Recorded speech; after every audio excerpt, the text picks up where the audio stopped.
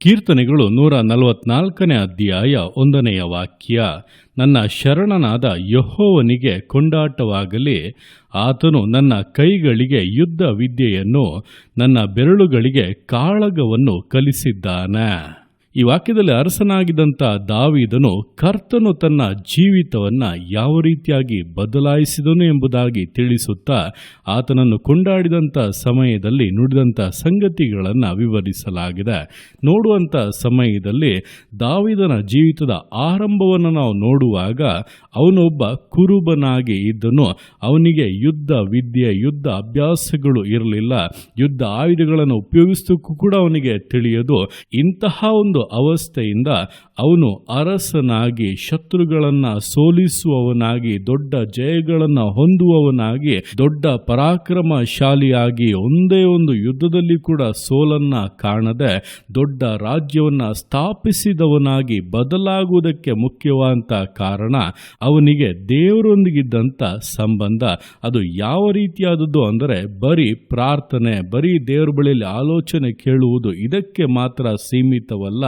ಅವನಿದೆಲ್ಲದರ ಜೊತೆಗೆ ತನ್ನ ಪ್ರತಿಯೊಂದು ಕಾರ್ಯದಲ್ಲಿ ಕೂಡ ದೇವರಿಂದ ಕಲಿತುಕೊಳ್ಳುತ್ತಾ ಇದ್ದನು. ಇಲ್ಲಿ ನೋಡುವಾಗ ಯುದ್ಧದ ವಿಷಯದಲ್ಲಿ ಅವನೇ ಹೇಳುತ್ತಾನೆ, ಆತನು ನನ್ನ ಕೈಗಳಿಗೆ ಯುದ್ಧ ವಿದ್ಯೆಯನ್ನು, ನನ್ನ ಬೆರಳುಗಳಿಗೆ ಕಾಳಗವನ್ನು ಕಲಿಸಿದ್ದಾನೆ ಎಂಬುದಾಗಿ. ಅಂದರೆ ಯುದ್ಧ ವಿದ್ಯೆ ಅಥವಾ ಕಾಳಗ ಎಂಬುದಾಗಿ ಹೇಳುವಾಗ ಇದು ಶಾರೀರಿಕವಾಗಿ ಶರೀರದಲ್ಲಿರುವಂಥ ಬಲದಿಂದ ಮಾಡುವಂಥ ಕಾರ್ಯಗಳಲ್ಲವ. ಇದರಲ್ಲಿ ದೇವರೇನು ಮಾಡುತ್ತಾರೆ, ದೇವರೇ ನನಗೆ ಸಹಾಯ ಮಾಡಿ ಎಂಬುದಾಗಿ ಕೇಳಿ ನಮ್ಮ ಬಲದಿಂದ ಮಾಡಬೇಕೆಂಬುದಾಗಿ ಅಂದುಕೊಳ್ಳುವಂಥದ್ದಲ್ಲ. ಬದಲಾಗಿ ದೇವರೇ ಇದರಲ್ಲಿ ವಿಶೇಷವಾದ ಸಾಮರ್ಥ್ಯವನ್ನು, ವಿಶೇಷವಾದ ಬಲವನ್ನು, ಚಾಣಾಕ್ಷತೆಯನ್ನು ನನಗೆ ಅನುಗ್ರಹಿಸಿ ಎಂಬುದಾಗಿ ದಾವೀದನು ಅದರಲ್ಲಿ ದೇವರನ್ನು ಆಶ್ರಯಿಸಿಕೊಂಡು ಆತನಿಂದ ಕಲಿತುಕೊಂಡದ್ದರ ನಿಮಿತ್ತವಾಗಿ ಅವನು ಯುದ್ಧ ವಿದ್ಯೆಯಲ್ಲಿ ಪರಿಣಿತನಾಗಿ ದೊಡ್ಡ ಜಯಗಳನ್ನು ಹೊಂದುವುದಕ್ಕೆ ಸಾಧ್ಯವಾಯಿತು. ನಮ್ಮ ಜೀವಿತಗಳಲ್ಲಿ ಕೂಡ ಅನೇಕ ಕಾರ್ಯಗಳಲ್ಲಿ ದೇವರು ಇದರಲ್ಲಿ ಏನು ಮಾಡುವುದಕ್ಕೆ ಸಾಧ್ಯ, ಇದರಲ್ಲಿ ನಾವೇ ಕಾರ್ಯಗಳನ್ನು ಮಾಡಬೇಕು. ದೇವರು ನಮಗೆ ಎಲ್ಲವನ್ನು ಅನುಕೂಲವಾಗಿ ಮಾಡಿಕೊಟ್ಟರೆ ಸಾಕೆಂಬುದಾಗಿ ದೇವರನ್ನು ಕೆಲವೊಂದು ವಿಷಯಗಳಿಂದ ದೂರ ಇಡುತ್ತೇವೆ. ಆದರೆ ಆ ರೀತಿಯಾಗಲ್ಲ. ದೇವರು ಎಲ್ಲ ಕಾರ್ಯಗಳಲ್ಲಿ ಕೂಡ ನಮ್ಮೊಂದಿಗೆ ಇರಬೇಕು. ಆತನಿಂದ ನಾವು ಕಲಿತುಕೊಳ್ಳಬೇಕು. ಆತನು ನಮಗೆ ವಿಶೇಷ ಸಾಮರ್ಥ್ಯವನ್ನು, ಬಲವನ್ನು ಕೊಡಬೇಕು. ಆತನು ಕಾರ್ಯಗಳನ್ನು ಸಫಲ ಮಾಡಬೇಕು. ಆತನು ಜಯವನ್ನು ಉಂಟು ಮಾಡಬೇಕು. ಈ ರೀತಿಯಾಗಿ ದೇವರಿಂದಲೇ ನಾವು ಎಲ್ಲವನ್ನು ಹೊಂದಿಕೊಳ್ಳುವಾಗ ಸಿಗುವಂಥ ಪ್ರತಿಫಲವಾದರೂ ಬಹಳ ಶ್ರೇಷ್ಠವಾದದ್ದಾಗಿಯೂ, ಜೀವಿತವೇ ಬದಲಾಗುವಂಥ, ಜೀವಿತವೇ ವಿಶೇಷವಾದದ್ದಾಗಿ, ದೇವರನ್ನು ಮಹಿಮೆ ಪಡಿಸುವಂಥದ್ದಾಗಿ, ಆತನ ವಾಗ್ದಾನಗಳ ಸಂಪೂರ್ಣತೆಯಲ್ಲಿ ಸಂತೋಷ ಪಡುವುದಾಗಿ ಮಾರ್ಪಡುತ್ತವೆ. ಆದ್ದರಿಂದ ಈ ದಿವಸಗಳಲ್ಲಿ ದೇವರನ್ನು ಎಲ್ಲ ವಿಷಯಗಳಲ್ಲಿ ಕೂಡ ಒಳಪಡಿಸಿಕೊಳ್ಳಿರಿ.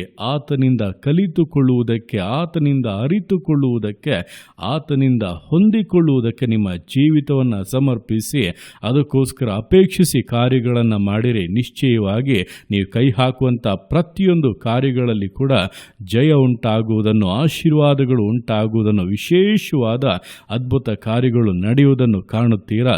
ನೀವು ಪರಾಕ್ರಮಶಾಲಿಯಾಗಿ ಸಾಧಿಸುವವರಾಗಿ ಕರ್ತನ ನಾಮದ ಮಹಿಮೆಗಾಗಿ ಈ ದಿವಸಗಳಲ್ಲಿ ಜೀವಿತವನ್ನು ಮುನ್ನಡೆಸಬಹುದು.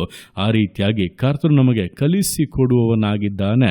ಆತನಿಂದ ಕಲಿತು ಸಾಧಿಸುವಂಥ ಜೀವಿತವನ್ನು ನಡೆಸುವಂತೆ ವಿಧೇಯತೆಯಿಂದ, ದೃಢತೆಯಿಂದ, ಸಮರ್ಪಣೆಯಿಂದ ವಿಶ್ವಾಸ ಜೀವಿತಗಳನ್ನು ಮುನ್ನಡೆಸೋಣ. ದೇವರ ಕರಗಳಲ್ಲಿ ಸಮರ್ಪಿಸಿ ಪ್ರಾರ್ಥಿಸೋಣ. ಯೇಸುವೆ ಸ್ತೋತ್ರ ರಾಜ, ಕೊಟ್ಟಂಥ ದಿವಸಕ್ಕೋಸ್ಕರ ಸ್ತೋತ್ರ ಕರ್ತನೆ. ಈ ದಿವಸವನ್ನು ನಿನ್ನ ಕರಗಳಲ್ಲಿ ಸಮರ್ಪಿಸ್ತಾನೆ.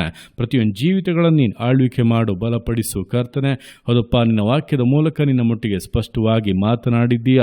ದಾವೀದನ ಜೀವಿತದಲ್ಲಿ ಕರ್ತನೆ ಅವನ ಕೈಗಳಿಗೆ ಯುದ್ಧ ವಿದ್ಯೆಯನ್ನು, ಅವನ ಬೆರಳುಗಳಿಗೆ ಕಾಳಗವನ್ನು ಕಲಿಸಿಕೊಟ್ಟಂಥ ದೇವರೇ, ನಮ್ಮ ಜೀವಿತಗಳಲ್ಲಿ ಕೂಡ ನಾವು ಕೈ ಹಾಕುವಂಥ ಪ್ರತಿಯೊಂದು ಕಾರ್ಯಗಳಲ್ಲಿ, ನಾವು ಮಾಡುವಂಥ ಪ್ರತಿಯೊಂದು ವಿಷಯಗಳಲ್ಲಿ ಅಪ್ಪ ನೀನು ನಮ್ಮ ಸಂಗಡ ಇರಬೇಕು. ನೀನು ನಮಗೆ ಕಲಿಸಿಕೊಡಬೇಕು. ನಿನ್ನ ಮೂಲಕವೇ ನಾವು ಸಾಧಿಸುವಂಥದ್ದು, ಸಮರ್ಥರಾಗಿ ಬದಲಾಗುವಂಥದ್ದು. ಅದಕ್ಕಾಗಿ ಅಪ್ಪ ಪೂರ್ಣವಾಗಿ ಒಪ್ಪಿಸಿಕೊಡುತ್ತಾದವೆ. ಯಾವ ವಿಷಯವನ್ನು ಕೂಡ ಅಪ್ಪ ನಿನ್ನನ್ನು ಬಿಟ್ಟು ಮಾಡದಂತೆ ಎಲ್ಲದರಲ್ಲಿ ಅಪ್ಪ ನಿನ್ನ ಆಶ್ರಯಿಸಿಕೊಂಡು ಜೀವಿಸುವುದಕ್ಕೆ ಪ್ರತಿಯೊಬ್ಬರಿಗೂ ಸಹಾಯ ಮಾಡು.